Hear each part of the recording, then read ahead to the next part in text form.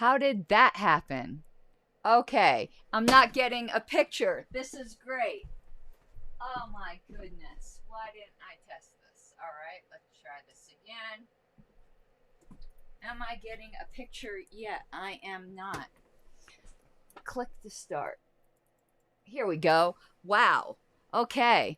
I need to do some more troubleshooting apparently before these things. I usually never have a problem with my camera.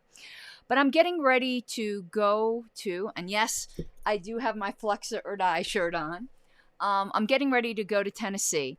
But I wanted to get a quick show in. Hello, Spellbound Bear. Before I left, because I wasn't sure if I was going to be able to do any shows this weekend. I'm certainly going to try from my Airbnb. I've packed supplies. Ooh, my hair is like a real mess right now. So I packed supplies. Yeah. Anyway, and hopefully I will be able to stream all weekend. But just in case I couldn't, I realized I was behind on talking about the Liberty Solution, which is a book. And I just emailed you, Stephen, by the way, saying I printed out your Wisconsin items. Hello, Trendolin. And I'll be looking at those over the weekend. I'll be sleeping in the Nashville airport this evening.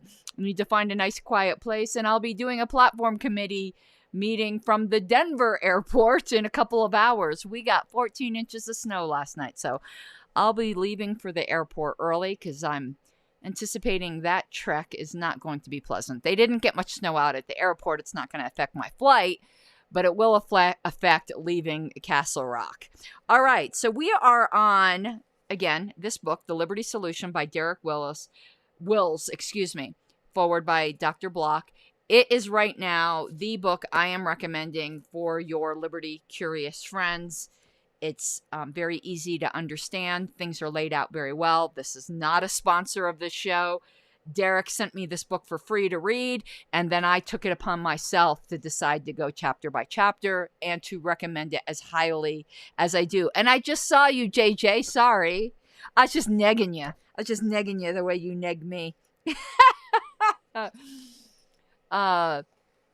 This Saturday, be sure to tune in to the radio show I recorded for this weekend. It's sure to ruffle some feathers, maybe even some libertarian feathers, but definitely some BoomerCon feathers. Alrighty. I'm sure I'll be called a Putin apologist before it's all over, because my love for totalitarian countries is just so well known. Us anarchists are just known to love communist countries. Yes, it makes a lot of sense, doesn't it? All right, Chapter 9, Foreign Interventions. This is going to be very short because his chapters are very short, but I did want to get through this. And I did not know that Derek was previously a serviceman. I learned that in this chapter. He said, I've heard it numerous times since I joined the military in 2005, so not that long ago. Thank you for serving our country.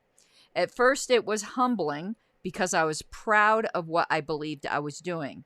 I believed I was fighting to protect our liberty. But as this book has hopefully illustrated up to this point, liberty is on the brink of death. As I got older, as I buried friends, as I watched others struggle with mental scars, I began to question just for what exactly we were fighting. What was the real reason that my friends were suffering? I was incredibly lucky during my time in the military. I never saw combat despite being deployed multiple times to combat zones. I know plenty of my fellow service members that were not so lucky, and I began to struggle myself over witnessing what they were going through. Speaking only for myself, I am proud of that chapter in my life, but I am not proud of my service. I did not do what everyone believes the military does. No one in the military does. We do not protect our liberty when we go off to war, and we have not done so since 1945. Since the 1950s, the military has been reduced to nothing more than a political force made to serve the elites in power. And wow, I read that whole thing, few paragraphs in full, because that was quite powerful, I thought, and summed it up respectfully, but very well. And then most of this chapter, which I am not going to summarize, we as libertarians know this very well, talked about the blowback that led to 9/11 and the U.S. military adventurism and regime change and everything that led to other countries hating our guts enough to want to fly planes into buildings. But there's some things I did want to highlight here. He says, of course, the U.S. government felt the need to inject itself into the conflict in order to stop the spread of communism, but also due to the assassination of U.S. Ambassador to Afghanistan, Adolf Dubs. And then he goes on. The question as to why the U.S. was targeted, and he's talking about in 9/11, is no longer a difficult question to answer given the history of America's involvement in the region spanning several decades. In fact, bin Laden himself answered it in a video addressed to the American people in 2004. And I know I'm going to get the same thing when I quoted Putin in Saturday's show. Where like, well, you're just going to believe Russian talking points? Well, you want to know what? Even broken clocks are right twice a day. And when people tell you why they are doing something, of course they could be lying. But you would be foolish to at least not listen to them and consider whether or not they might be telling you the truth about their motivations. One thing I've learned about people is people do generally want to be heard. And when you listen, when they tell you their reasons, even if you might not agree with them, you'd be well served to at least listen and believe them.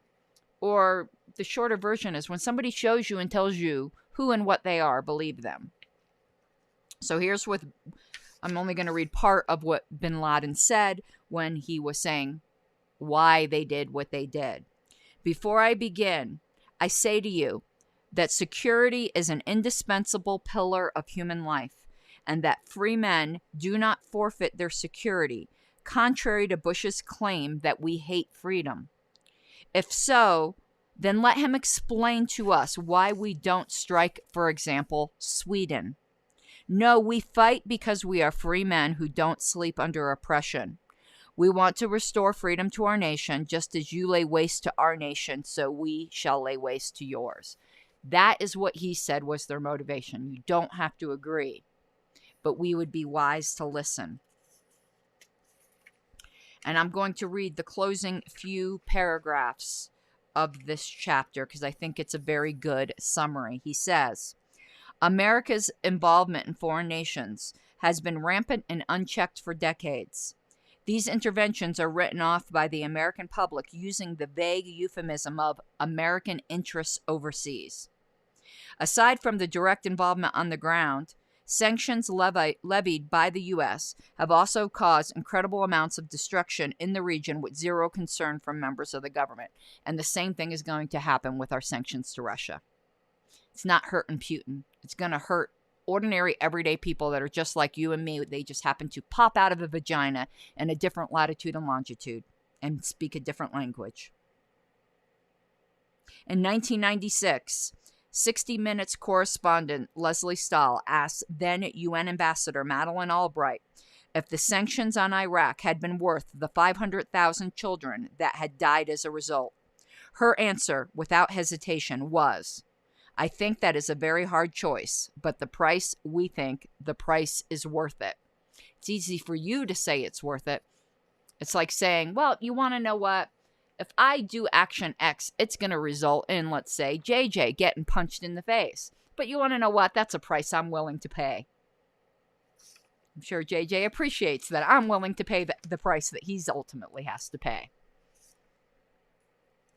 Following the 2016 presidential election, accusations came out suggesting that the Russian government had interfered in the election process in order to ensure a win for Donald Trump.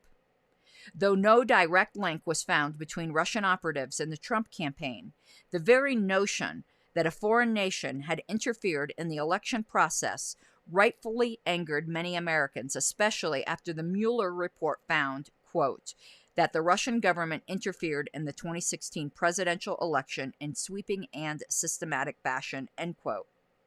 Now imagine for a moment that instead of simple election interference, the Russian government orchestrated a coup d'etat to overthrow an incredibly popular president, such as Ronald Reagan, for example, and install a pro-Russian tyrant in his place.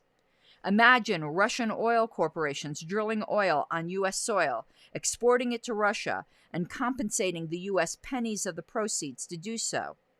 Imagine the Russian government instituting sanctions on the U.S. that resulted in nearly 8 million American children dying as a result, keeping the proportions the same to the Iraqi population in 1996. At what point would you decide to declare war on the Russian government? The U.S. government's intervention in foreign nations has had massive effects on the state of liberty.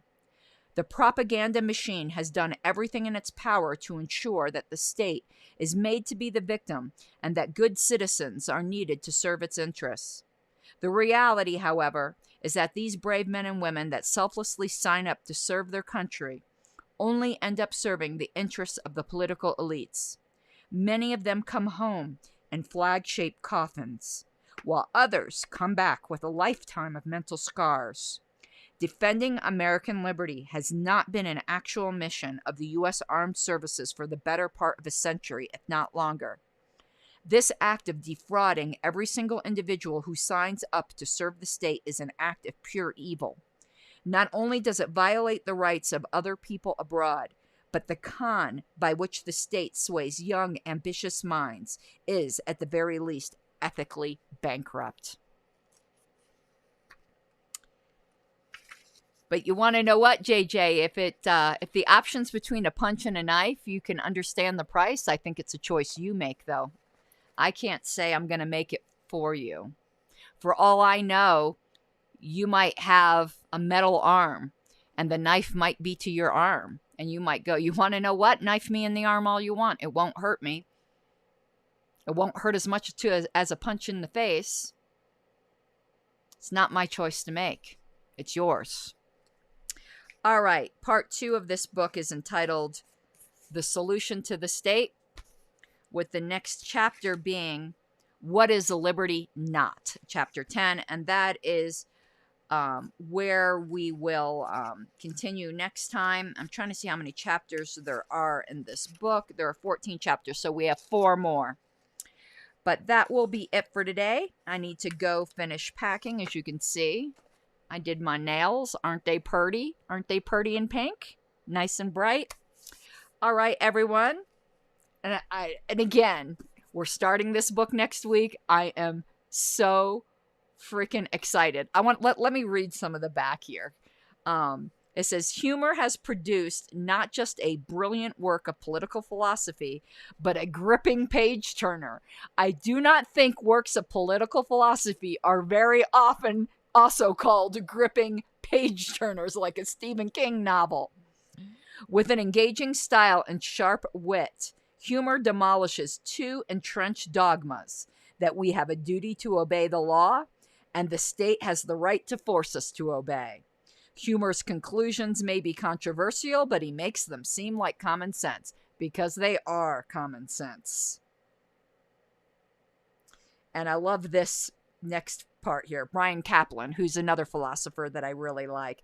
He says, using moral premises you probably already accept and clear but subtle arguments, humor leads you step by step to a radical yet compelling conclusion. Government as we know it is an unnecessary evil. If you are tired of political books that merely preach to the choir, prepare to be amazed. All right. So, this is what we'll be starting next week. And that will be it for today. I'll put on my public figure page the login for the platform committee meeting tonight. Would love to have you join us. And until I speak with you again, love you, mi guapas de libertad.